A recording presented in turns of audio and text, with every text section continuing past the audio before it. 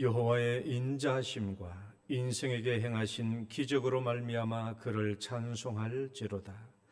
그가 사모하는 영혼에게 만족을 주시며 줄인 영혼에게 좋은 것으로 채워 주심이로다. 아멘.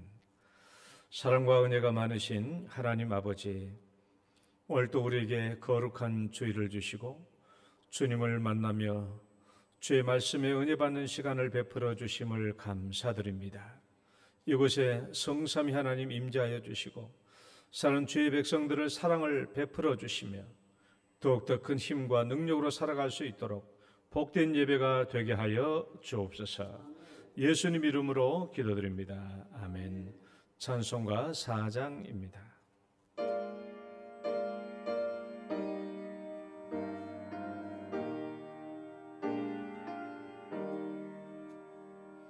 성부 성자와 성령 영원히 영광 받으옵소서. 대처로 지금까지 또 길이 영원토록 성삼위께 영광. 아멘. 신앙 고백 드리겠습니다. 전능하사 천지를 만드신 하나님 아버지를 내가 믿사오며 그 외아들 우리 주 예수 그리스도를 믿사오니 이는 성령으로 잉태하사 동정녀 마리아에게 나시고 본디오 빌라도에게 고난을 받으사 십자가에 못 박혀 죽으시고 장사한 지 사흘 만에 죽은 자 가운데서 다시 살아나시며 하늘에 오르사 전능하신 하나님 우편에 앉아 계시다가 저리로서 산자와 죽은 자를 심판하러 오시리라. 성령을 믿사오며 거룩한 공예와 성도가 서로 교통하는 것과 죄를 사하여 주시는 것과 몸이 다시 사는 것과 영원히 사는 것을 믿사옵나이다. 아멘. 교동문 70번입니다. 이사야 42장의 말씀. 내가 붙드는 나의 종, 내 마음에 기뻐하는 자 곧 내가 택한 사람을 보라.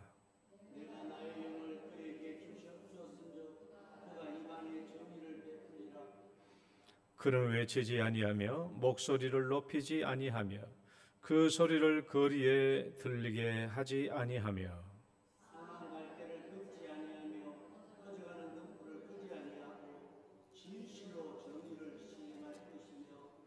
그는 쇠하지 아니하며 낙담하지 아니하고 세상에 정의를 세우기에 이르리니 나 여호와가 의로 너를 불렀은즉 내가 내 손을 잡아 너를 보호하며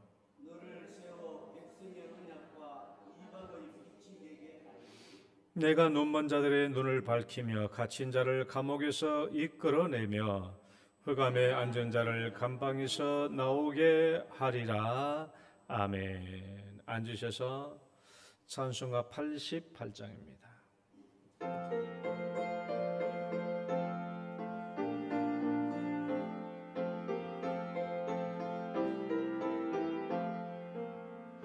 내 진정 사모하는 친구가 되시는 구주 예수님은 아름다워라.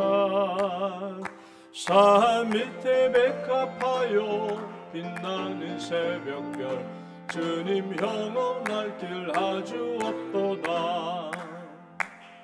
내 맘이 아플 적에 그 위로 되시면 나 외로울 때 좋은 친구라. 주는 저 산 밑에 백합 빛나는 새벽별 이 땅 위에 비길 것이 없도다. 내 맘의 모든 염려 이 세상 고락도 주님 항상 같이 하여 주시고 시험을 당할 때에 악마의 개교를 욕심을 내치사 날 지키시네. 온 세상 날 버려도 주 예수 안 버려 끝까지 나를 돌아보시니. 주는 저 산 밑에 백합 빛나는 새벽별 이 땅 위에 비길 것이 없도다. 내 마음을 다하여서 주님을 따르면 길이 길이 나를 사랑하리니. 물불이 두렵지 않고 장검도 겁없네. 주는 높은 산성 내 방패시라. 내 영혼 먹이시는 그 은혜 누리고 나 친히 주를 뵙기 원하네. 주는 저 산 밑에 백합 빛나는 새벽별 이 땅 위에 비길 것이 없도다. 아멘. 손재는 장로님 기도 인도하시겠습니다. 하나님 아버지 은혜를 감사를 드립니다. 방금 저희들이 찬양으로 고백하였습니다. 온 세상 날 버려도 주 예수는 나를 버리지 않으니까 저희들은 끝까지 주를 찬양하겠다는 믿음의 고백을 하였습니다. 아버지 하나님, 우리에게 어떤 환난이나 어떤 고난이 닥칠지라도 예수님 손은 놓치지 않도록 저희들에게 은혜를 더하시고 은총을 더하여 주시옵소서. 각양으로 아버지 원근 각처에서 오신 우리 성도님들, 아버지 믿음의 아버지 유산을 자녀들에게 꼭 남기게 하시고 그들이 예수 그리스도를 완전히 주로 영접하여서 나의 하나님을 고백할 수 있는 단계까지 우리 영동의 식구들이 믿음의 후손들에게 다 그 유산을 남길 수 있도록 저희들에게 은혜를 더하시고 은총을 더하여 주시고 그 일을 위하여 불철주야 기도하게 하여 주시옵소서. 악한 것 틈 못하게 하여 주시옵소서. 누가 우리를 덤봅니까? 우리는 살아계신 예수 그리스도를 우리의 영혼 속에 모시고 있는 아버지 하나님 믿음의 자녀입니다. 아버지 하나님, 저희들의 자존감을 꺾지 않게 하시며 어떠한 상황 가운데에서도 예수 그리스도를 부인하지 않게 하여 주시옵소서. 아버지 영동교회를 붙들어 주심을 감사합니다. 매주마다 이 강단에서 목사님을 통하여 들려주시는 하나님의 말씀이 아버지 이 모양 저 모양으로 저희들의 영혼을 치게 하시고 저희들의 양심을 울리게 하시고 저희들이 삶이 달라지게 하시고 저희들 가족들이 변화받게 하여 주시옵소서. 아버지, 우리가 적극적 구원은 이루어졌지만 아버지 우리에게 정말 성화되고 하나님께 완전히 이를 때까지 계속해서 구원을 이루어 나가기에 부족함이 없도록 주님께서 이끌어 주시옵소서. 아버지 하나님, 오늘 목사님께서 또한 재림에 대한 이야기를 하시는데 우리가 재림을 반드시 믿습니다. 아버지, 그 믿음 아버지 하나님 저희들이 간직하게 하시고 그 믿음대로 살게 하시고 삶 가운데 입술 가운데 그 믿음의 고백이 나타나게 하여 주시옵소서.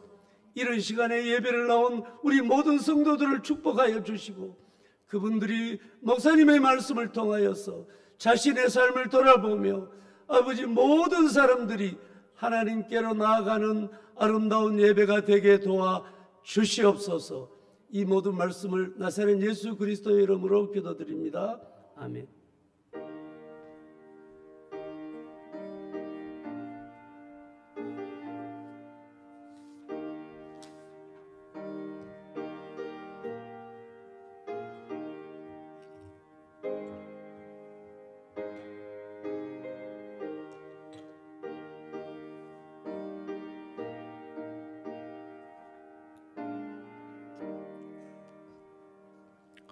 함께 찬양하겠습니다. 온 맘 다해.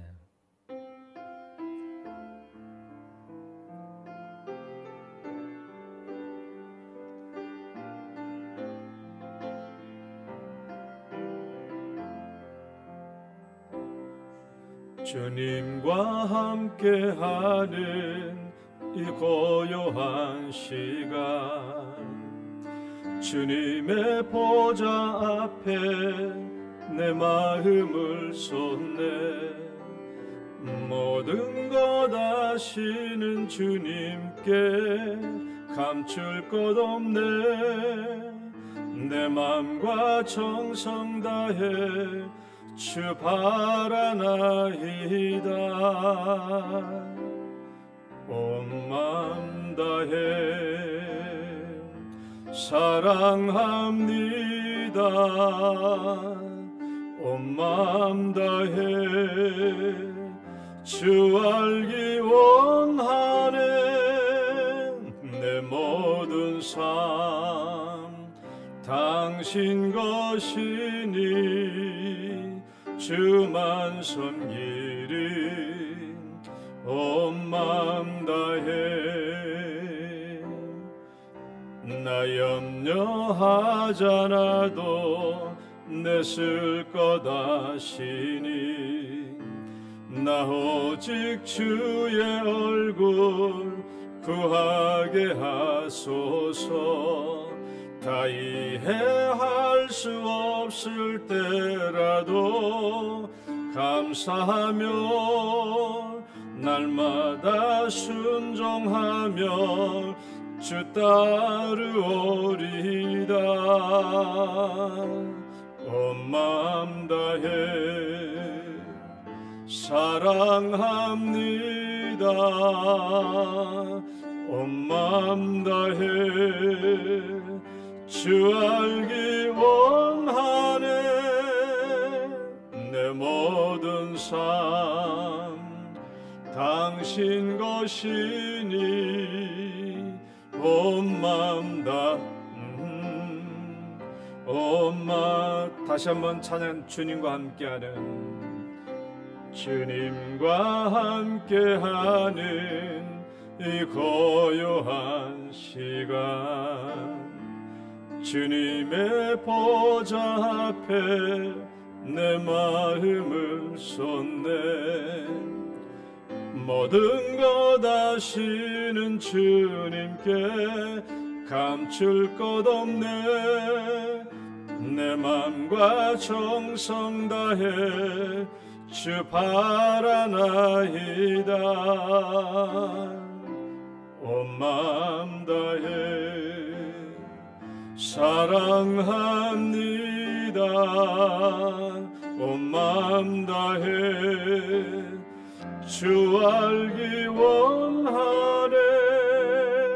내 모든 삶 당신 것이니 주만 섬기리. 온 마음 다해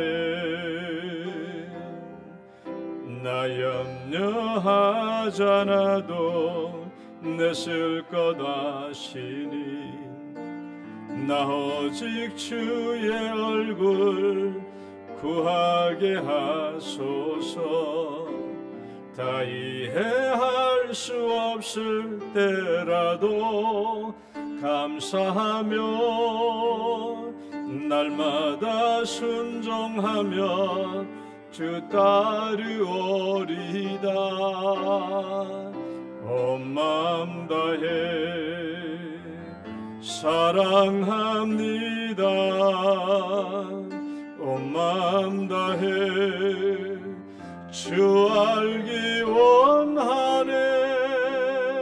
내 모든 삶 당신 것이니 주만 섬기리.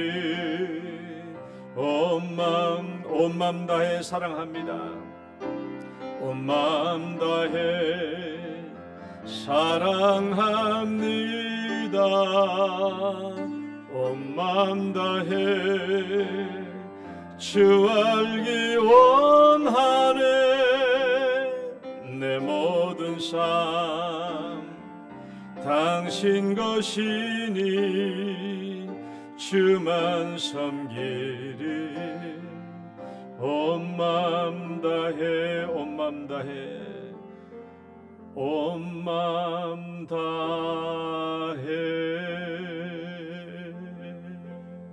아멘. 오늘 주신 말씀 베드로후서 3장 1절로 7절까지 보겠습니다.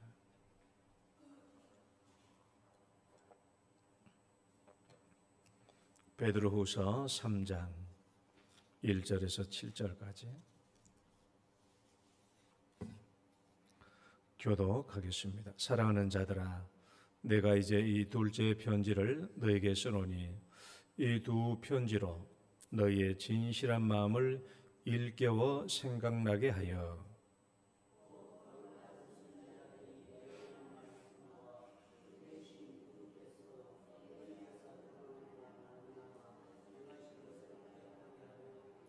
먼저 이것을 알지니 말세에 조롱하는 자들이 와서 자기의 정욕을 따라 행하며 조롱하며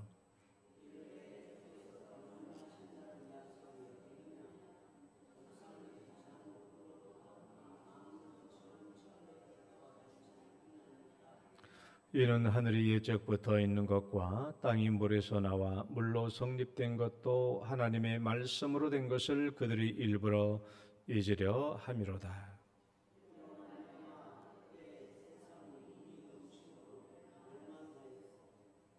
이제 하늘과 땅은 그 동일한 말씀으로 불사르기 위하여 보하신 바 되어 경건하지 아니한 사람들의 심판과 멸망의 날까지 보존하여 두신 것이라. 아멘. 기도하겠습니다.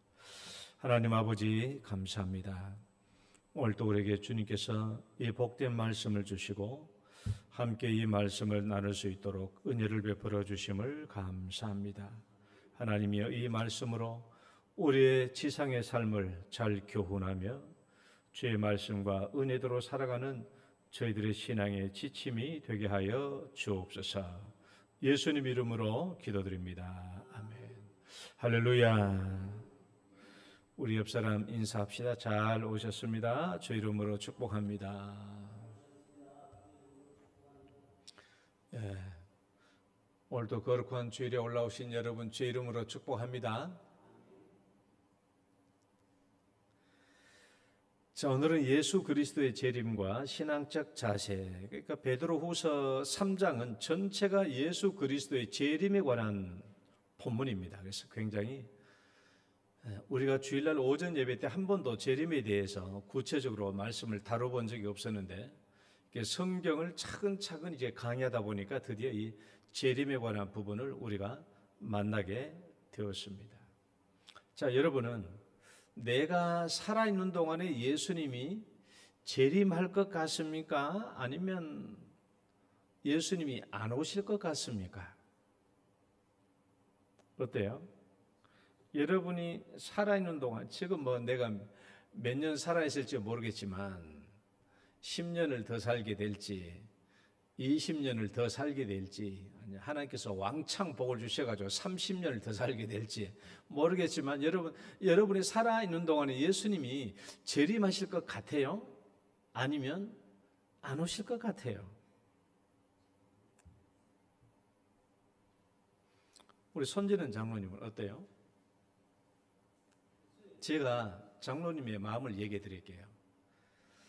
젊었을 때 한때는 내 살아있는 동안에 예수님이 오지 않을까?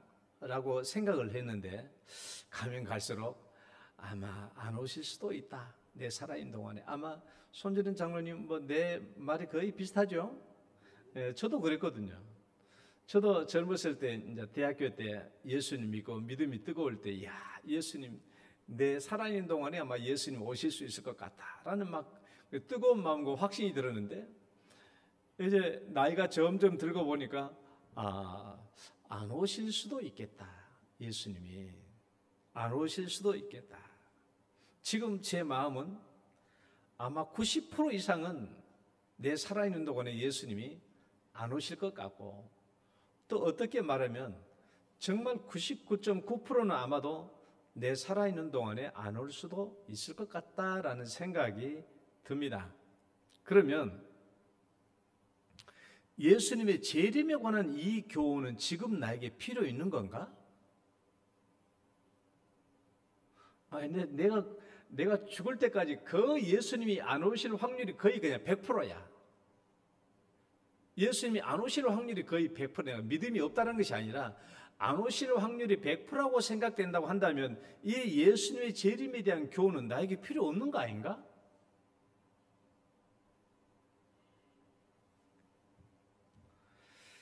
자, 이제 오늘부터 베드로후서 3장 예수님의 재림에 관한 부분이에요. 재림에 관한 부분.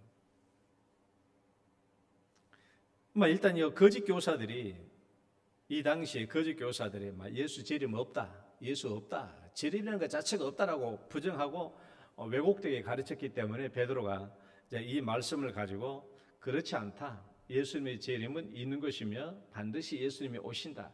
그럼 우리가 이 땅에 살 동안 어떻게 살아야 되겠는가 하는 것을 얘기하는 게 베드로후서 3장이거든요. 자, 그럼 이제 베드로 이제 그 재림에 대해서 한번 쭉 살펴봅시다. 재림이 뭐냐? 재림이 오늘 우리 4절 말씀 보면 이때 주께서 강림하신다. 이 강림하신다라는 말을 우리가 가장 쉽게 일반적인 용어로 재림이라는 말을 쓰고 재림. 예수님이 이 땅에 오신데 두 번째 오신다. 첫 번째는 오셨잖아요. 2000년 전에 우리를 속죄하기 위해서 오셨고 이제 두 번째 다시 오신다. 이게 재림이고 신약 성경에는 이것을 강림이라는 말로 썼어요. 강림. 그래서 강림이라는 말을 제가 지난번에 파루시아라는 말을 썼어요. 그러니까 파루시아라는 말은 예수님의 재림을 의미하는 헬라어 단어입니다. 그러니까 파루시아라는 말 자체를 많이 써요. 일반적으로. 그래서 여러분 무슨 책을 읽다가 파루시아 그러면 예수님의 재림에 대해서 말하는구나 이해하면 됩니다. 그러니까 파루시아라는 말 자체의 의미가 뭐냐 그러면 이 말이에요. 자, 봐봐요. 로마 황제들이 가끔씩 로마 황제뿐만 아니라 고대 통치자들이 어떤 지역을 방문할 때가 있어요. 내가 어떤 지역을 방문을 해. 로마 황제나 로마의 고대 통치자들이 어느 지역을 방문하게 생기면 먼저 사신을 보냅니다. 이리저리에 언제쯤에 황제가 이곳을 지나간다, 이곳에 오신다라는 전가를 보내죠. 그리고 난 뒤에 있는 일이 뭐예요? 왕의 마차가 그 지역까지 잘 갈 수 있도록 길을 닦는 일이 시작됩니다. 왕의 마차가 가야 되니까 그 마차가 지나갈 수 있도록 길을 만들으니까 골짜기 있는 것은 흙을 돋우고 높은 것은 깎고 해가지고 왕의 마차가 지나갈 수 있는 길을 만들어요. 그것은 그 주변에 있는 사람들은 뭘 아냐? 언젠가 우리 그 황제가 이곳에 오시는데 이걸 뭘 보고 알 수 있냐? 그럼 이런 도로들이 정비되는 것을 보면서 우리 황제가 가까이 오는 때가 됐구나 하는 것을 알게 돼요. 그리고 어느 날 때가 되면 황제의 마차가 직접 그 마을에 도착하고 그 마을 사람들은 직접 황제가 자기 눈앞에 보게 되는 거예요. 그게 파루시아야. 그러니까 통치자, 황제가 직접 우리 눈에 보도록 우리 눈앞에 임재하여 나타나는 것, 그게 파루시아입니다. 이것을 예수님의 재림에 대해서 썼어요. 그러니까 예수님의 재림은 언젠가 우리의 눈이 직접 보도록 이 땅에 예수님이 이 땅에 오실 것이다라는 것을 얘기하는 게 파루시아입니다. 그러니까 재림은요, 그냥 올까 말까가 아니라 언젠가 로마의 황제들이 그 지역에 반드시 와서 백성들 중에 임재하는 것처럼 예수님도 반드시 우리 눈앞에 목격되도록 우리 앞에 현존하여 임재한다라는 것을 얘기해요. 그러면 나는 어떤 모습으로 예수님의 재림을 맞이해야 할까?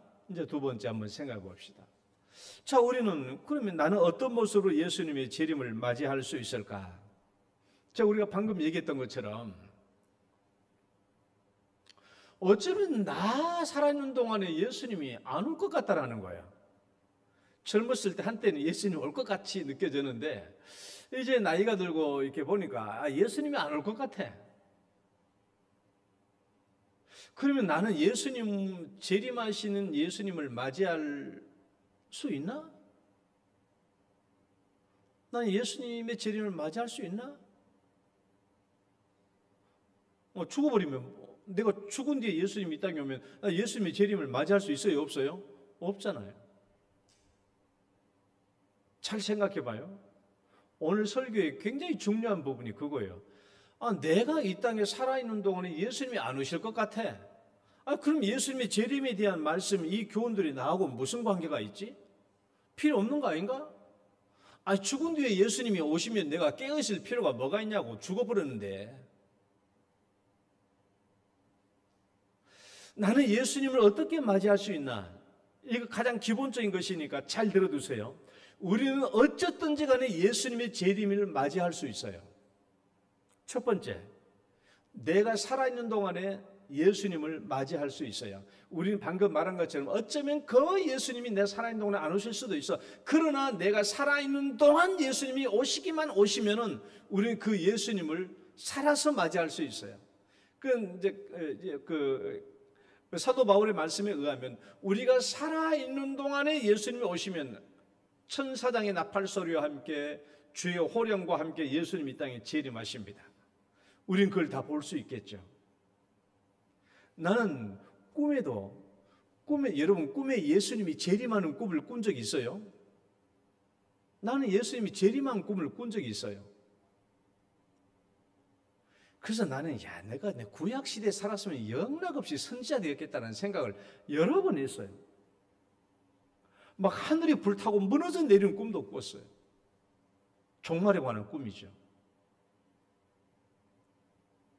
어쨌든지 내가 살아있는 동안에 예수님이 오신다면 나는 살아있는 가운데 예수님을 맞이할 수 있어요. 그러면 우리는 이 땅에 살아있는 동안 살아있는 채로 이 죄악된 육신에서 살아있는 상태에서 거룩하게 호련히 바뀌죠. 우리가 부활체로 호련히 바뀌어요. 우리가 살아있는 동안에 예수님을 맞이할 수 있어, 재림을. 그러면 두 번째, 나 죽어버리면요. 나 죽고 난 뒤에 예수님이 재림하면 어떻게 돼요? 좀 이제 정신 차리고 잘 들으셔야 돼요. 우리는 죽고 난 뒤에도 예수님의 재림을 맞이하게 돼요. 어떻게 맞이하지? 중간 상태로 맞이하게 돼요. 중간 상태가 무슨 말인 줄 알아요? 따라해봐요. 비몽사몽간에 그런 상태를 말한 게 아니에요. 중간 상태로 예수님의 재림을 맞이한다는 말은 비몽사몽간에 맞이한다는 말이 아니라, 자, 내가 죽었어요. 제 말 잘 들어요. 내가 지금 죽었어. 내가 지금 죽으면 내 육체는 땅에 묻히죠. 흙이 되겠죠. 내 영혼은 하나님께 데려가는 거예요. 내 영혼은 하나님께 데려가면 지금 우리의 영혼이 올라가 있는 곳은 완성된 천국이 아니라 천국의 임시처소예요. 왜냐하면 예수님은 천국을 완전히 완성하면 재림하여 이 땅에 우리를 데리러 온다고 했기 때문에 지금 우리가 죽으면 내 영혼이 올라가 있는 곳은 천국의 임시처소예요. 또 믿지 않고 죽은 사람 지옥의 임시처소예요. 완전한 지옥이 아직 아니에요. 임시처소예요. 그러면 나는 죽어서 천국의 임시처소, 예수의 말씀 따르면 아브라함의 품에 가 있는 거야. 임시처소에 가 있다가 언제까지 있냐? 그럼 임시처소로 우리 영혼이 가 있어. 그러면 사실 여러분 성경에서 우리는요, 항상 우리의 영혼과 육체는 같이 있어야 돼요. 천국에서도 우리의 영혼과 육체는 같이 있어야 되는 거예요. 그러니까 지금 우리가 가 있는 곳은 육체는 없고 영혼만 올라가 있거든요. 그러니까 불완전한 존재로 있는 거예요. 그리고 그 천국도 임시처소예요. 그러고 난 뒤에 예수님이 천국이 완성되면 이 땅에 재림하죠. 자, 이 땅에 재림할 때 천국의 임시처소에 있었던 우리 모든 영혼들이 함께 예수님과 함께 이 땅에 재림하여 내려옵니다. 예수님이 재림하시면 이 땅에 무슨 일이 벌어진다고요? 그동안 예수 믿었던 사람들이 다 부활한다고요. 그래서 하늘에서 내려오는 그 영혼과 이 땅에 있는 내 육체가 다시 한번 결합돼요. 그래서 육체와 영혼이 다시 결합됩니다. 그래서 완전한 부활체가 되죠. 거룩하게 돼요. 이게 완전한 부활체예요. 그리고 난 뒤에 우리는 어디로 가요? 새하늘과 새 땅으로, 영원한 진짜 천국으로 가는 것이죠. 그래서 천국은 항상 우리의 영혼과 육체가 같이 결합되어 있는 상태가 진짜 천국이고 우리가 완전한 존재예요. 그러니까 여러분 이제 우리가 이 중간 상태란 말을 좀 이해를 해야 돼요. 중간 상태란 말은 비몽사몽가를 말하는 게 아니고 중간 상태는 내가 죽었어. 내가 죽으면 내 육체와 영혼이 분리돼. 내 육체와 영혼이 분리됨과 동시에 우리는 영화로움을 느끼게 되는데 우리 영혼은 육체와 분리될 때 영화롭게 돼요. 우리가 이 땅의 구원의 마지막 단계가 성도의 견인 다음에 영화거든요. 성도의 영화. 그러니까 육체와 영혼이 분리되면 죄악된 육체와 분리되면 우리 영혼은 영화롭게 돼요. 천국에 가는 것이죠. 그럼 우리 영혼이 죽어서 천국에 있다가 그리고 난 뒤에 예수님이 이 땅에 재림할 때 우리 영혼이 예수님과 함께 재림에 동참하여 이 땅에 와요. 그러니까 우리가 죽어서 천국의 임시처에 있어서 우리 영혼이 머물다가 예수님이 재림하여 이 땅에 와서 내 육체와 결합할 때까지의 요 기간을 중간 상태라고 그래요. 중간 상태. 이 기간을 우리가 이제 신학적인 용어로 중간 상태라고 한다고. 그러니까 내가 살아있을 때 예수님이 오면 이 땅에서는 내가 예수님의 재림을 맞이하겠지만은 내가 죽은 뒤에는 천국의 임시처소에 있다가 예수님과 함께 이 땅에 재림하여 내려올 때 예수님의 재림에 동참하게 된다라는 거예요. 무슨 말인지 알겠죠?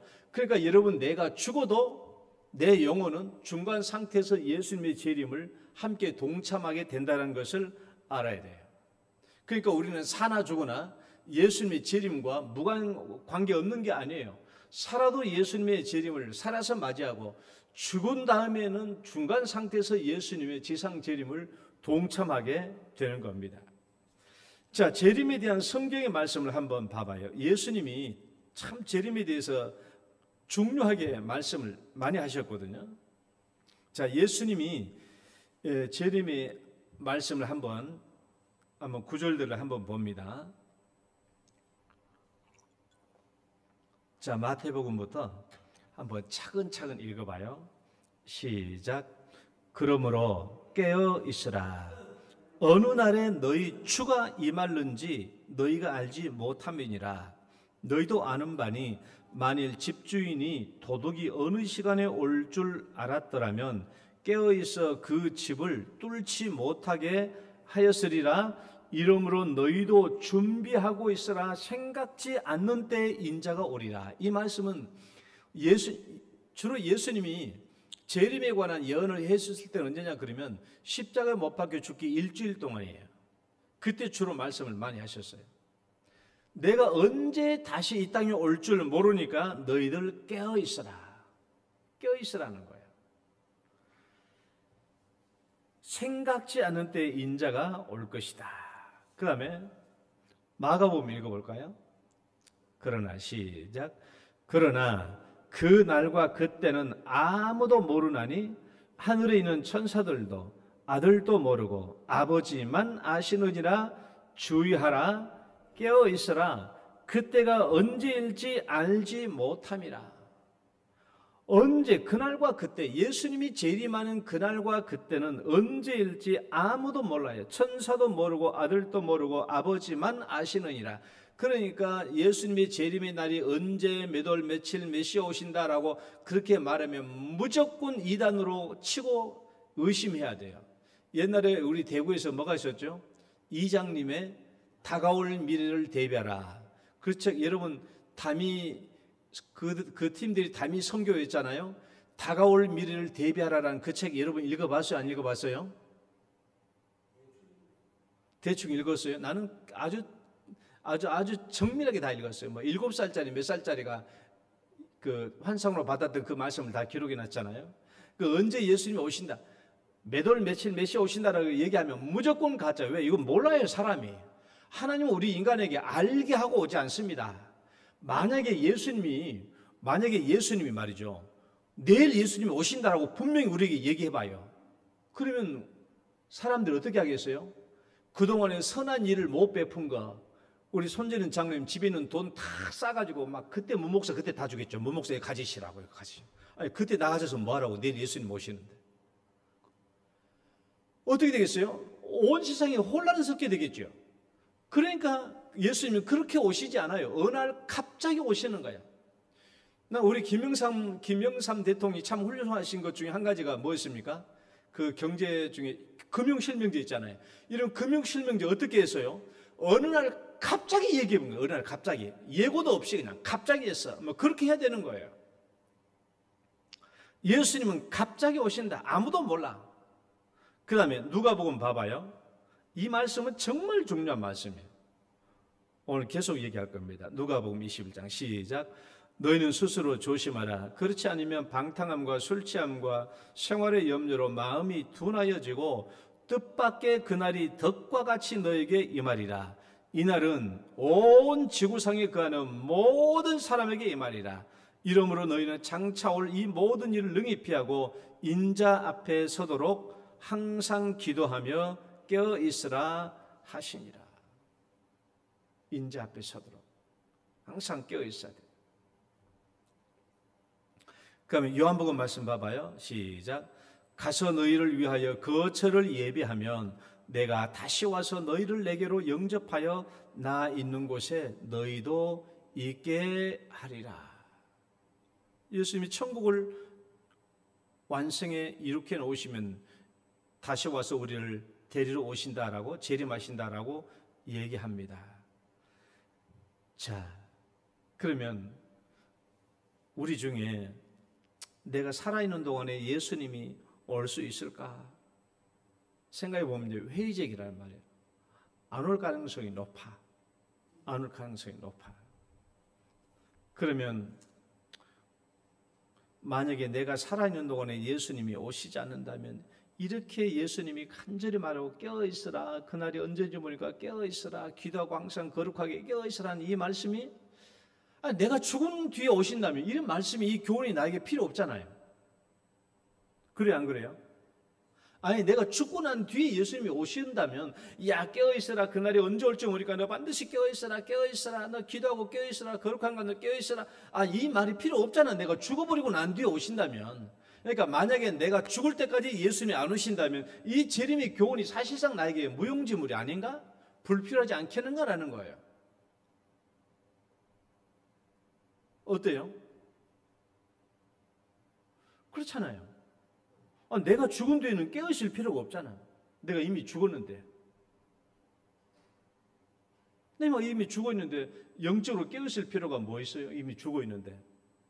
그래서 많은 사람들이 이 재림의 교훈은 이게 내가 앞으로 살아있는 동안에 올 때만 나에게 유용한 말씀인데 만약 이게 내가 죽은 뒤에 오신다면, 내가 살아있는 가운데 오지 않는다면 이 교훈은 나에게 필요 없는 게 아닌가라는 생각을 하게 돼요. 그래서 우리가 이 말씀이 결코 그렇지 않다라는 것을 뭘 얘기하냐 그러면요, 방금 누가복음 21장 말씀을 읽었잖아요. 인자 앞에 서도록, 인자 앞에 서도록. 그러니까 이런 무슨 말씀인가 하면 이 말씀이에요. 너희들이 살아있는 동안에 예수님이 안 올 수도 있어요.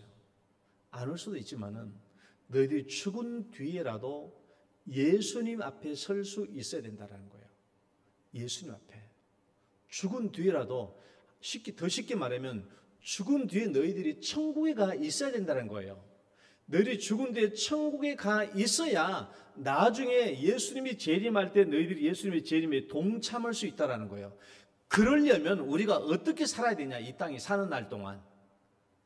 어떻게 살라고요? 술 취함과 방탕함과 생활의 염려로 마음이 둔해져서 이런 덫에 걸려 있으면 안 된다는 거예요. 내가 살아있는 동안은 술 취함과 방탕과 이런 여러 가지 인생의 여러 가지 것들로 근심과 염려에 덫처럼 걸려 있어갖고 신앙생활을 제대로 못해가지고 만약에 지옥 가버리면 어떻게 되냐고요. 그럼 예수님의 재림에 동참을 못하게 되잖아요. 재림에. 그러니까 이 재림에 관한 말씀은 내가 죽은 뒤에는 소용없잖아요. 깨어있을 필요도 없잖아요. 그게 아니라 내가 이 땅에 마지막까지 예수님의 재림에 깨어 있어야 내가 결국 인자 앞에, 예수님 앞에, 천국에서도 예수님 앞에 서게 된다는 거예요. 그래야 나중에 중간 상태로 예수님의 재림에 동참할 수 있다는 것이죠. 만약에 이 땅에서 예수 재림에 깨어있지 못하면, 예수님의 계속된 말씀을 봐봐요. 나 인자가 올 때 너희들 조심해 깨어있어라. 깨어있지 못하면 어떻게 된단 말이에요? 너 지옥 간다라는 말이에요. 그렇게 연결되잖아요. 그러니까 너희들이 혹시라도 내가 살아있는 동안에 예수님이 안 온다고 할지라도 예수님에 대한 재림의 교훈을 끝까지 지키면서 영적으로 깨어 있으면 결국 우리가 어디 가요? 천국에 가는 거예요. 천국에. 그 예수님이 인자 앞에 서게 되는 거예요. 그렇게 됐을 때 우리는 나중에 천국에서도 나중에 예수님이 이 땅에 재림하실 때 이 중간 상태로 예수님의 재림을 우리가 동참할 수 있다는 겁니다. 그러니까 여러분, 우리가 이 땅에 사는 동안 예수님의 재림은 아이고 예수님이 나 이 땅에 살 동안 안 올 것 같아 라고 해가지고 예수님이 이 재림의 교훈은 나와 상관이 없어 라고 생각해서는 결코 안 된다는 겁니다. 그 다음에 두 번째, 사도들에 의해서 기록된 재림의 말씀을 한번 봐봐요. 사도행전 1장 11절 읽어봐요. 이르되 시작.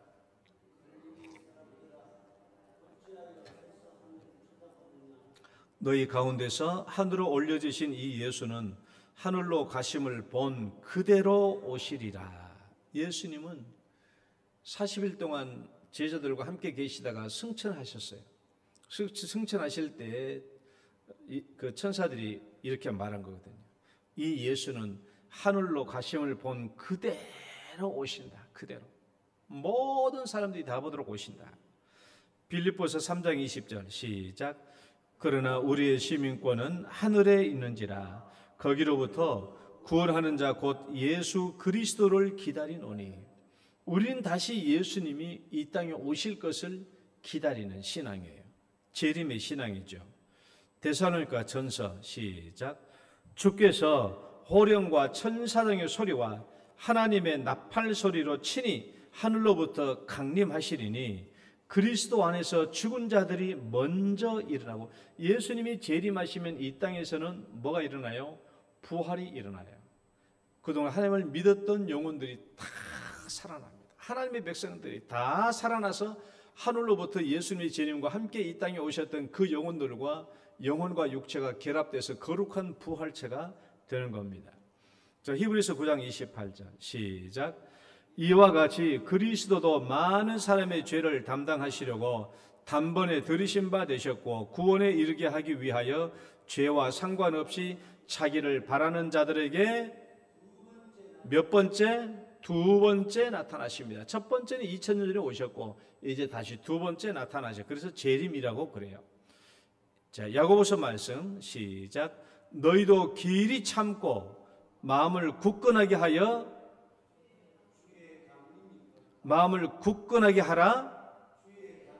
주의 강림 재림이 가까우시다. 베드로후서 3장 10절 시작. 그러나 주의 날이 도둑같이 오리니 그날에는 하늘이 큰 소리로 떠나가고 물질이 뜨거운 불에 풀어지고 땅과 그 중에는 모든 일이 드러나려다. 예수님은 주의 날이 도둑같이 올 것이다. 그러면 요한일서 3장 2절 시작. 사랑하는 자들아 우리가 지금은 하나님의 자녀라. 장래에 어떻게 될지는 아직 나타나지 아니하였으나 그가 나타나시면 우리가 그와 같을 줄 아는 것은 그의 참모습 그대로 볼 것이기 때문이니. 그가 나타나시면, 예수님이 재림하시면 우리도 그와 같을 줄 안다라는 것은 우리도 예수님과 똑같은 부활체가 될 것이다 라는 것을 얘기해요. 요한계시록 1장 7절 볼지어다 시작. 볼지어다 그가 구름을 타고 오시리라. 각 사람의 눈이 그를 보겠고 그를 찌른 자들도 볼 것이며 땅에 있는 모든 족속이 그로 말미암아 애곡하리니 그러하리라. 아멘. 또 계시록 22장 시작. 이것들을 증언하신 이가 이르시되 내가 진실로 속히 오리라 하시거늘 아멘. 주 예수여 오시옵소서. 사도들이 쓴 서신에도 끊임없이 예수님의 재림이 기록되어 있어요.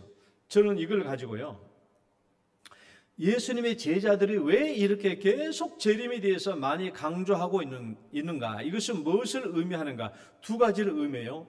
첫째는요, 제자들이 예수님의 재림의 교훈을 철저하게 받아들였다는 것을 얘기해요.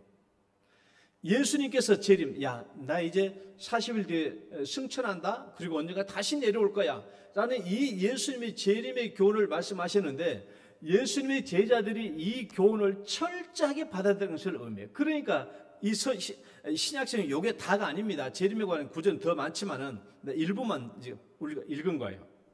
이렇게 자기들의 성경에도 기록해 놓았다는 말은 예수님, 자기 스승인 예수님께서 말씀하신 이 재림을 철저하게 받아들였다는 것을 얘기해요. 완전히 믿었다는 것이죠. 여러분, 이제 우리가 생각을 해봐요. 예수님이 다시 이 땅에 오신다고? 예수님이 뭐 죽으셨다가 사흘 만에 부활한 것도 신통방통한, 믿을까 말까한 일인데, 그 예수님이 승천했다고? 믿을 수 없는 일인데, 그것도 또 다시 내려온다고? 생각할 수도 없는 일이에요. 보통 사람들이 생각하면. 이건 도대체 인간적인 이성으로 생각할 수 없어. 그럼 예수님이 재림하신다면 이 땅에 사람들이 다 부활하신다는 거야? 그것도 이해할 수도 없죠. 오늘날 우리 시대는 예수님의 재림에 대해서 정말 이성적으로 합리적으로 받아들일 수가 없는 그런 일입니다. 그런데 불구하고 이 제자들은 이것을 철저하게 믿었다는 거예요. 왜 믿었을까? 제자들은 왜 이렇게 철저하게 믿었을까요? 당연하죠. 왜? 예수님, 지금까지 예수님이 말씀하신 대로 다 되었거든요. 나 십자가에 죽은다. 십자가에 죽어. 십자가 죽은 뒤에 내가 너희들의 죄를 속죄하고 3일 만에 부활한다? 부활했어. 살아나셨어. 40일 동안 같이 지냈어. 그러면 난 승천할 거야. 너 승천했어. 나 다시 또 내려온다. 언젠가 재림한다. 이제 재림할 것을 믿는 것이죠. 예수님이 말씀하신 대로 모든 것이 다 되었으니까 그들은 믿음이 아니라 예수님께서 말씀하신 대로 다 된 것을 친히 듣고 보고 목격해서, 그러니까 의심 없이 예수님이 오신다는 것을 의심할 수가 없이 그냥 믿은 거죠. 이것을 이 제자들은 믿었을 뿐만 아니라 두 번째 뭐예요? 오늘날 우리 성도들에게 철저하게 전달하고 있다는 거예요. 철저하게 받아들였고 오늘날 우리 시대의 제자들 성도들에게도 이 재림의 교훈을 철저하게 전달하고 있는 겁니다. 왜? 예수님의 재림 거짓말이 아니거든요. 반드시 이 땅에 오거든요. 반드시 예수님의 재림이 이 땅에 있고 반드시 오시기 때문에, 여러분 오늘날 우리는 재림이 올까 안 올까? 여러분 재림에 대해서 알아도 되고 몰라도 되는 게 아니에요. 그 우리 성도들이 반드시 알고 있어야 돼요. 굉장히 중요한 진리의 핵심이거든요. 재림 신앙은. 그래서 제자들은 이것을 성도들에게 가르쳐 주는 거예요. 여러분 솔직히 얘기해 봐요. 베드로후서 우리가 2장 읽었지만 베드로는요 이제 죽을 날이 얼마 안 남았어. 그러니까 이 베드로후서를 기록하고 내년이 죽어요. 내년이 죽은데도 불구하고 베드로는 살아있는 동안 예수님이 재림해 할 걸, 우리처럼 내가 내년에 곧 죽는데 예수님이 베드로가 살아있는 동안에 예수님이 안 올 수도 있어라고 생각하는 것이 99.9%겠죠. 그럼에도 불구하고 제자들에게 뭘 얘기해요? 이 성도들에게 예수님의 재림은 반드시 있다라고 얘기하는 거야. 아니 본인이 내일 모레 죽은데도 불구하고 이 사람들이 성도들에게 재림은 반드시 있다라고 얘기하는 거야. 그러면 이 반드시 깨어있어야 될 이 재림에 대한 교훈은, 내가 비록 이 땅에 예수님이 안 오신다고 할지라도 깨어있는 상태의 이 신앙이 나중에 뭐예요? 우리를 천국 가게 하고 천국에서 예수님을 만나게 한다라는 그 진리 교훈 때문에 자기는 내일 모레 죽어도 이 제자들에게, 백성들에게, 성도들에게 재림을 강력하게 얘기하고 있는 겁니다. 그래서 전달해야 되는 거예요. 그럼 오늘 우리가 오늘 제가 설교 본문이 1절부터 2절까지만 보려고 해요. 오늘 1절부터 2절까지 봐봐요. 재림의 교훈을 받기 위한 마음의 준비인데 1절, 2절 말씀 앞에 보고 같이 읽어봅니다. 사랑하는 자들아, 시작.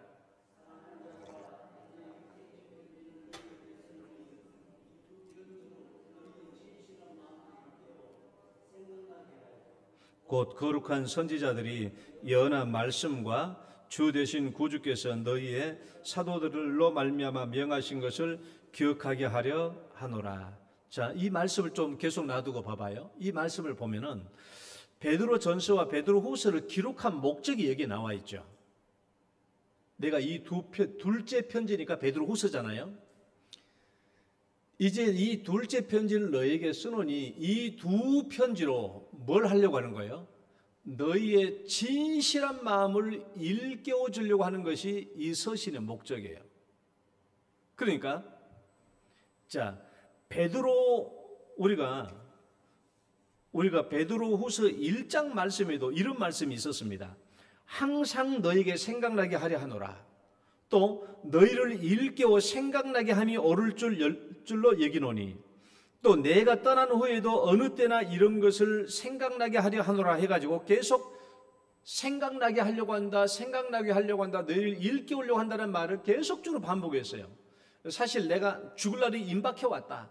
내가 죽을 날이 임박해 왔기 때문에 베드로후서 1장에서는 뭘 얘기했어요? 신의 성품에 참여하는 신앙. 그래서 우리가 신앙의 8층집을 짓겠노라고 하신 저 말씀을 베드로후서 1장에서 얘기한 거예요. 그래서 자꾸 너희들의 믿음과 신앙을 일깨워 주려고 내가 했다라는 것이죠. 그럼 이 베드로 3장에서는 뭘 일깨워 주려고 했냐라는 거예요. 너희들의 진실한 마음을 일깨워 주고 싶다라는 거예요. 진실한 마음으로. 여러분 성경을 1, 2절 보고 잘 봐봐요. 너희들의 진실한 마음을 일깨우려고 내가 하는데 무엇으로 일깨워 주려고 하는 거예요? 어떤 방식으로 일깨워 주고 싶다고 말합니까?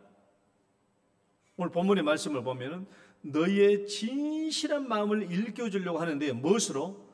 생각나게 하여. 따라해봐요. 생각나게 하여. 일깨우다라는 말이 본동사고요. 생각나게 하여는 부사구입니다. 부사구. 그러니까 너희의 진실한 마음을 일깨운다라는 말이 본래 문장이고 어떻게? 생각나게 하여 그 말이에요. 생각나게 함으로써 참되고 순수한 마음을 일깨워주고자 한다는 거예요. 그럼 뭘 생각나게 해서? 2절 말씀에 거기 나와 있죠. 뭘 생각나게 해서? 구약의 선지자들의 말씀. 첫 번째는 구약의 선지자들의 말씀. 두 번째는 예수님이 말씀에서 사도들이 기록한 말씀. 이것을 통해서, 그러니까 구약의 말씀과 신약의 이 두 말씀을 통해서 너희들 생각나게 함으로 말미암아 너희들의 진실한 마음을 일깨워주고 싶다. 오늘 2절 말씀 보면은 구약의 선지자 예언한 말씀이나 사도들의 말씀이 이미 다 성경으로 다 인정되고 있는 상황이에요. 지금 다. 그러니까 뭘 생각나게? 구약의 예언의 말씀, 신약의 예수로 말미암아 제자들에게 주어진 이 말씀을 생각나게 해서 너희들의 마음을 진실되게 일깨우고자 한다는 거예요. 우린 여기서요 중요한 세 가지 사실을 알 수 있어요. 첫 번째, 우리의 마음은 자꾸 읽어봐요. 우리 마음은 자꾸 일깨워야 돼요. 왜? 무뎌져요. 감각이 무뎌집니다. 내 욕심에, 내 욕망이 무뎌지고 근심과 걱정과 염려 때문에 무뎌지고 순수한 신앙이 자꾸 오염되고 둔감해지고 어두워집니다. 그러니까 우리의 신앙의 마음은 자꾸 일깨워야 돼. 자꾸 일깨워야 돼. 자꾸. 따라해봐요. 자꾸. 반복해서 여러분 우리의 마음을 일깨워. 사실 여러분 주일날 오셔서 설교 말씀을 들을 때마다 우리가 아는 얘기 또 듣고 하지만은 자꾸 일깨우는 거예요. 자꾸. 우리의 마음은 자꾸 일깨워야 돼. 무뎌지고 어두워지니까. 오염되니까. 두 번째는요, 우리의 마음은 무엇으로 일깨워질 수 있다? 우리의 마음은 성경 말씀으로 일깨워질 수 있다는 사실을 기억해야 돼요. 여러분, 우리 마음은 다른 것으로 일깨워지는 게 아닙니다. 하나님의 말씀으로 우리의 마음이 일깨워져야 돼. 중요한 부분이에요. 하나님의 말씀으로 우리의 마음이 일깨워져야 우리가 어떤 어려움과 고난과 역경에 허덕인다고 할지라도 내가 문제 해결을 얻을 수 있어요. 정말 중요한 말씀이에요. 하나님의 말씀으로 일깨워져야 합니다. 내가 아무리 어려운 일이 있다고 할지라도 하나님의 말씀으로 일깨워지면 그 문제를 해결받을 수 있거든요. 해결될 수 있어. 우리가 어려운 문제를 놓고 금식 기도하며 또는 기도하면서 성경 말씀을 읽다가 하나님께서 그 말씀으로 응답을 주시면 그때부터 살아나잖아요. 당장 문제 해결되지 않아도 하나님께서 이 말씀을 나게 주시면 이 말씀이 곧 응답이라. 그러니까 그 말씀을 붙잡고 계속 이루어질 때까지 기도하는 거예요. 그럼 마침내 그 일이 성취되는 거 아니에요? 그러니까 하나님의 말씀으로 내 마음이 일깨워져요. 그러면 해결책이 생기는 거예요. 그러니까 여러분 그것을 위해서 하나님은 성경을 우리를 위해서 기록해 주신 것이 아니겠어요? 그래서 이 성경 말씀 우리가 읽음으로 우리의 마음이 일깨워지는 것이 중요한 일입니다. 세 번째요, 성경 말씀으로 일깨워질 때 순수하고 진실한 마음이 된다는 거예요. 이게 진짜 마음입니다. 여러분, 성경의 감동을 받아서 맞다, 이것이 맞구나, 내가 이렇게 해야 되겠구나 하는 그 마음이 가장 진실되고 순수한 마음이에요. 여러분, 우리가 성경이 아니고 다른 것으로도 우리 마음이 일깨워질 수 있습니다. 우리 여러분 봐봐요. 여러분 친구들 만나요. 야, 그게 아니야, 성경 그렇게 하면 안 돼. 야, 그건 너도 욕심 차려야지. 이렇게 해야 되는 거야. 그래야 너도 손이 안 보고 너도 이익 볼 수 있어. 이런 마음에 끌려 넘어가면요, 순수하고 참된 마음이 못 됩니다. 우리는 온전히 성경 말씀으로 일깨워지는 마음이 가장 순수하고 깨끗한 마음이고 하나님께서 가장 기뻐하시는 마음이 돼요. 자칫 잘못해서 다른 것으로 우리 마음이 일깨워지면 분노가 일어나요. 격분하게 됩니다. 충동이 일어납니다. 그렇게 일어나는 마음은 참되고 순수한 마음이 아니에요. 하나님이 기뻐하시는 마음이 될 수 없어요. 오직 하나님의 말씀으로 일깨워져야 우리 마음이 순수하고 깨끗한 마음이요, 하나님께서 기뻐하는 마음이 되는 줄 믿으시기 바랍니다. 그래서 사도 베드로는요, 이 성경 말씀으로 우리를 일깨워짐으로 말미암아 우리 마음이 순수한 마음이 되고, 이제 2장부터 이루어지는 뭐예요? 먼저 이것을 알지하면서 이제 재림에 관한 교훈을 얘기하잖아요. 순수하고 깨끗한 마음 속에서 이제 재림에 대한 교훈을 우리에게 주시려고 하는 거예요. 오늘 여기까지입니다. 그런데 이제 내가 두 가지 얘기하고 마칠게요. 요약할게요. 제가 오늘 나에게서 재림은 어떤 의미인가? 자, 그래서요, 내가 살아있는 동안에 예수님의 재림은 안 올 수 있어. 어쩌면 그것이 99.9%일 수도 있어요. 그러면 예수님의 재림에 대한 이 많은 교훈을 우리에게 주시는데, 이 교훈은 오늘 나와 무슨 관계가 있나? 나에게 어떤 의미가 있지? 내가 이미 죽어버린 뒤에, 내가 죽어버린 뒤에 깨어있으라, 이거 아무 소용이 없는 말 아닙니까? 어쩌면 내가 거의 죽은 뒤에 예수님 이 땅에 재림할 확률이 99.9%가 100%일 수도 있는데, 그러면 지금 나에게 우리에게 주신 재림에 깨어있어라, 기도하라고 깨어있어라, 이런 말씀이 오늘 나에게 무슨 의미가 있냐, 어떤 의미가 있냐에 대해서 제가 두 가지로 요약하고 마칠게요. 첫 번째, 자, 이 재림에 대한 교훈은 우리에게 어떤 교훈으로 삼아야 되는가? 1번 읽어봐요. 죽음 뒤에, 첫 번째, 죽음 뒤에,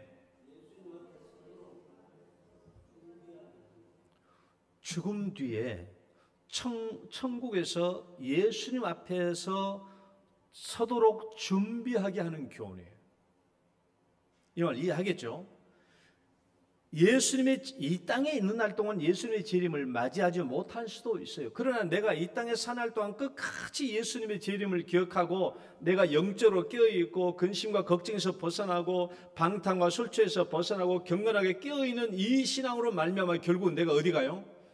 천국 가잖아요. 천국 가야 뭐가 이루어져요? 천국 가야 내가 중간 상태에서 예수님의 재림에 동참할 수 있게 되잖아요.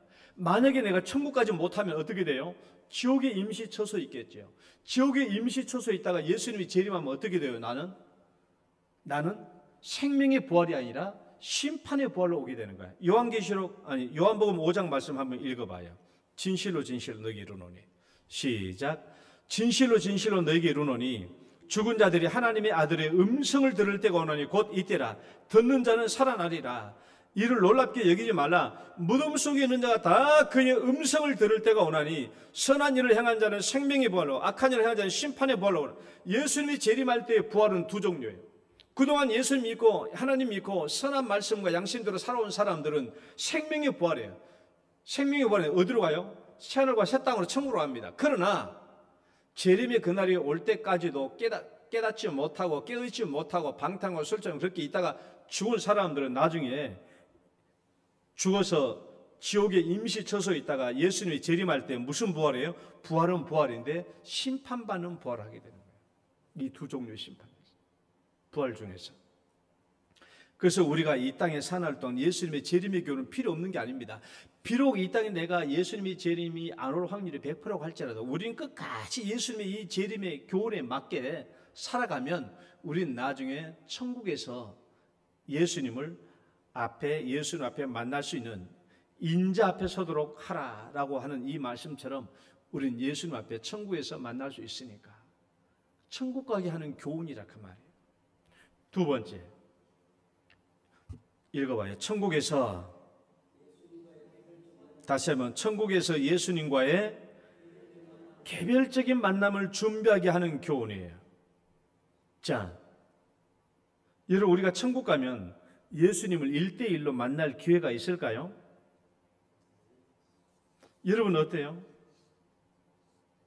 여러분 천국 가면, 여러분 천국 가가지고 예수님과 1대1로 직접 대면을 했으면 좋겠어요? 아니면 멀찌감치 군중 속에서 예수님을 만났으면 좋을 것 같아요? 저는 제 심정으로는, 지금 내 심정으로는요, 그냥 1대1로 만난 게 부담스러워요. 그냥 예수님 저마치 계시고 나는 뭐 군중 속에서 왜 제대로 뭐 믿음 생활 한 것도 없고 자랑할 만한 것도 없고 제대로 산 것도 없어서 부끄러워서 그러지 않겠어요? 우리가 죽은 뒤에 예수님을 만난다는 생각, 어떤 사람이 여러분 천국 가가지고 예수님 만날 때 막 예수님을 향해서 막 예수님을 만나려고 막 달려가겠어요? 어떤 사람이?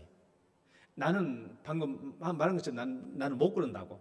난 저 멀찍이 서가지고 군중 속에서 그냥 예수님 봐도 그냥 난 천국 가면 그냥 감사하니까 그런 걸로 그냥 예수님 그냥 머리서 봐도 만족할 것 같은데, 어떤 사람이 천국 가면 예수님 만나려고 막 달려가겠어요?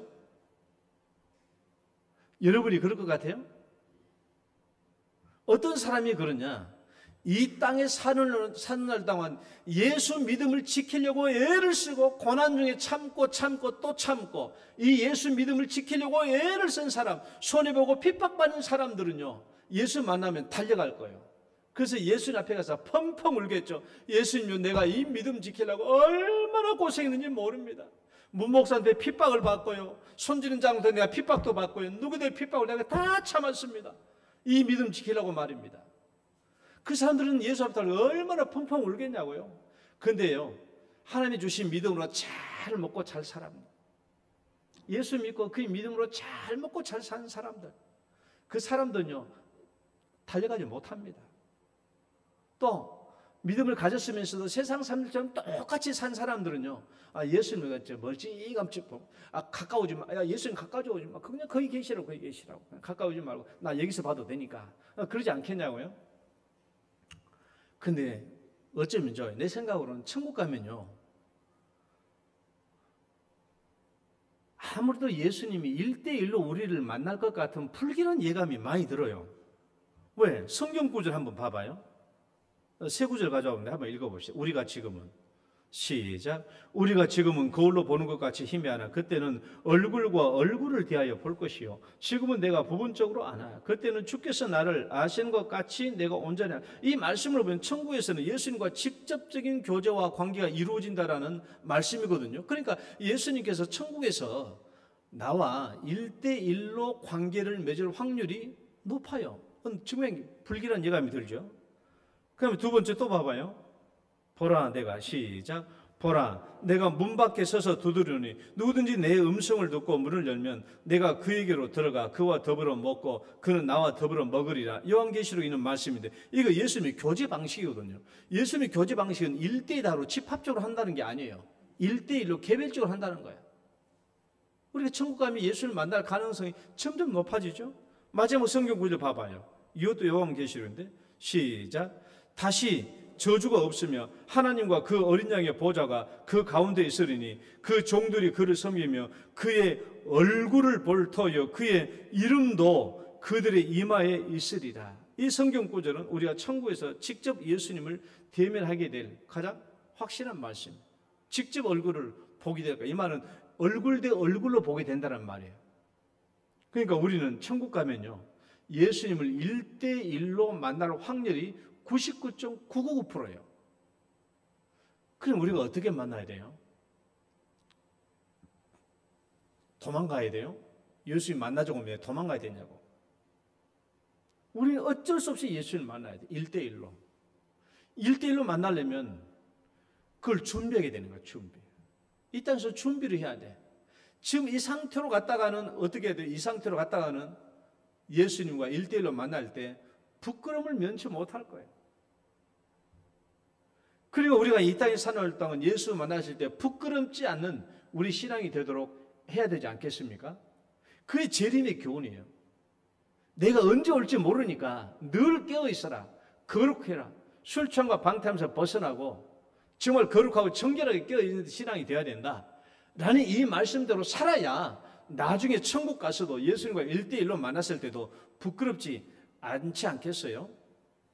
그래서 이 재림에 대한 교훈은 우리로 하여금 나중에 천국에서 1대1로 만날 수 있는 이 만남을 준비하게 해주는 교훈이 된다라는 거예요. 그러니까 내가 내 살아있는 동안에 예수님 오실 확률이 1%도 안 된다고 할지라도, 내가 이 땅에 사는 동안 예수님의 재림이 없다고 할지라도 예수님에 대한 재림의 교훈은 철저하게 지켜나가요. 그래야 나중에 예수님 만날 때 부끄러움 없이 예수님 만날 수가 있다. 여러분, 반드시 우리가 천국 가면 예수님과 1대1로 만나게 된 줄 믿으시기 바랍니다.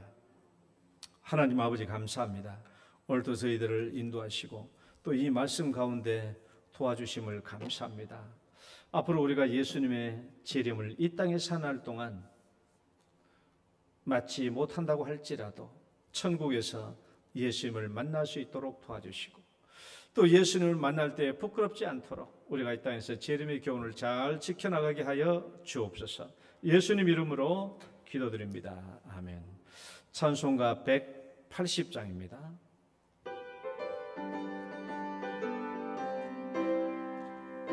힘차게 박수 치면서 님의 나팔 소리 천지 진동할 때에 예수 영광 중에 구름 타시고 전사들을 세계 만국 모든 곳에 보내어 구원받은 성도들을 모으리. 나팔 불 때 나의 이름, 나팔 불 때 나의 이름, 나팔 불 때 나의 이름, 부를 때에 잔치 참여하겠네. 무덤 속에 잠자는 자 그때 다시 일어나 영화로운 부활 승리 얻으리.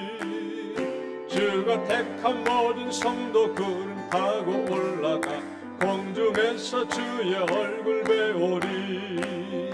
나팔 불 때 나의 이름, 나팔 불 때 나의 이름, 나팔 불 때 나의 이름, 부를 때에 잔치 참여하겠네.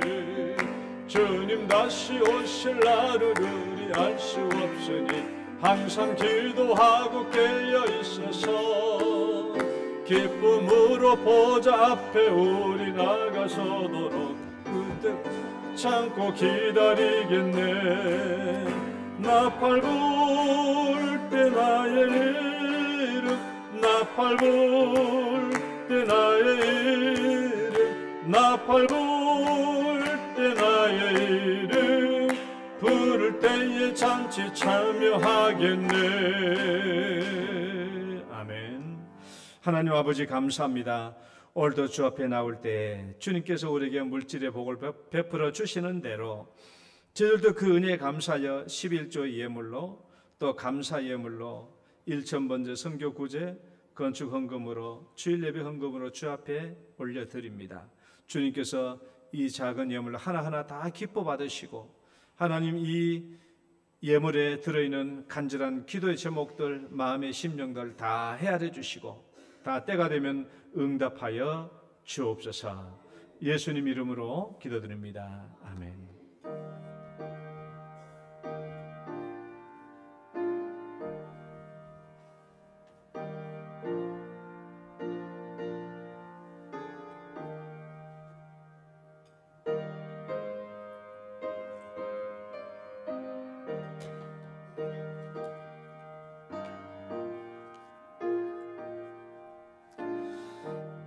교회 소식 전하겠습니다. 이제 무더운 여름 날씨가 되었습니다. 다들 건강에 유의하시기 바라고요.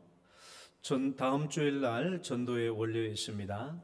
체가족 성경 공부 계속 진행되고 있습니다. 중직자 모임이 있습니다. 장로, 권사, 안수 집사님들은 오후 예배 후 3시에 유초동부실에서 모여주시기를 바랍니다. 또 정교인 수련회 조편성 및 성경 퀴즈 범위가 목회 스페셜란에 나와 있습니다. 오늘은 조별 모임이 있습니다. 수련회 조별 모임이 있으니까 1조, 2조, 3조, 4조, 5조 있습니다. 조편성은 3층 본당 게시판에 있으니까 자기 명단을 잘 보시기 바랍니다. 성경 퀴즈는 사도행전이 있겠습니다. 정교인 수련회를 위한 준비 기도회가 있습니다. 수목금 수요 예배 때, 그 다음에 목요일날 저녁 7시 30분 금요 기도회 때 있습니다. 많이 참여해 주시기를 바랍니다. 우리 이미경 집사님 지난주에 못 오시고 이번 주 오시는데, 이미경 집사님 가정에서 어머니 모친 장례 교회에서 잘 인도해 주셔서 감사하다고 떡을 준비했습니다. 떡이 어디에 있죠? 지금 일부 예배 때도 있나요? 밖에 지금 있나요? 있으면 하나씩 받아가시기 바라고요. 자, 축복성 찬양 들으시고 축도로 예배 마치겠습니다. 당신은 소중한 사람.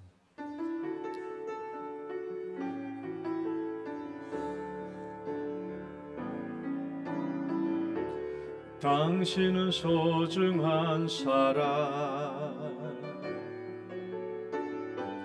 당신은 존귀한 사람,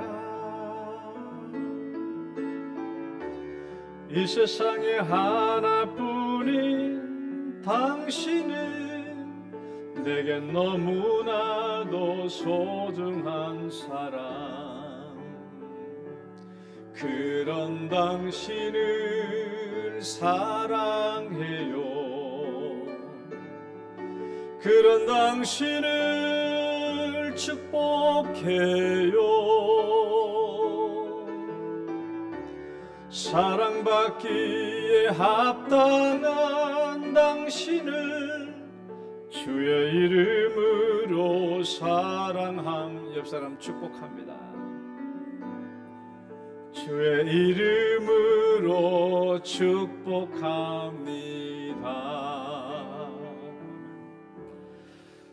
이제는 우리 주 예수 그리스도의 은혜와 하나님 아버지의 극진하신 사랑과 성령님의 교통하심이 우리가 이 땅에 사날 동안 예수님의 재림의 교훈을 잘 준비하고 받음으로 죽은 뒤에 천국에서 예수님을 만나되 부끄러움 없이 큰 기쁨과 영광으로 만나기를 소망하는 모든 성도들 위해 이제로부터 영원토록 함께 있을지어다. 아멘.